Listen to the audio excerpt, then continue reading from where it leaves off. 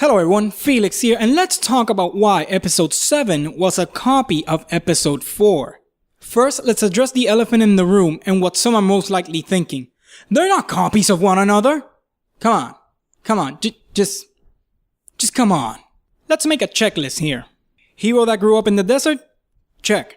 Cute robot? Check. Bad guy with a mask? Check. Big, round, spacefaring death machine? Check.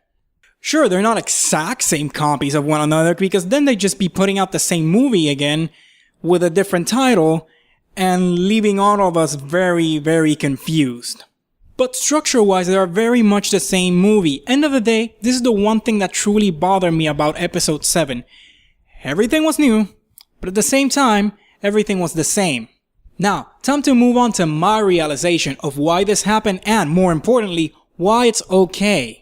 Recently, I went to my local bakery for breakfast. Sitting next to me while I was eating was a family of 3, mom, dad, and their kid.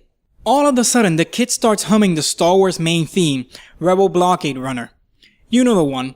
I didn't even need to say the title. You know the one I'm talking about.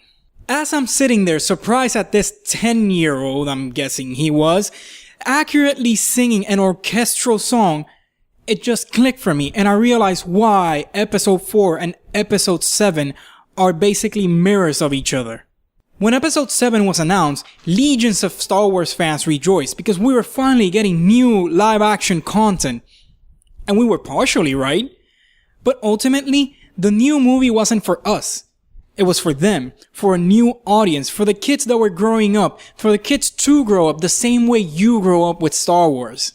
Yes, there was a lot of fan service. The old cast was brought in, from the faces we knew to the ones we never actually really saw, all for the sake of making a connection with the old movies, being able to connect and merge those two things.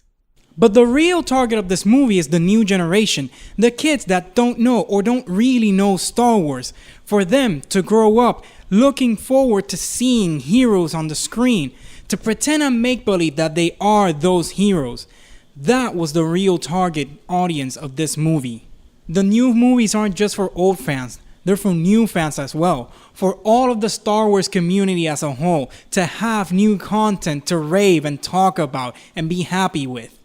From kids to adults, the point of this movie and the reason for all the mirroring it did was to have more Star Wars for all and to have a solid base in which to build new stories for everyone. And I think that's wonderful. That's all for this one, everyone. As always, I'm Felix. Click that like button if you liked the video, subscribe if you really liked it, and I'll see y'all next time.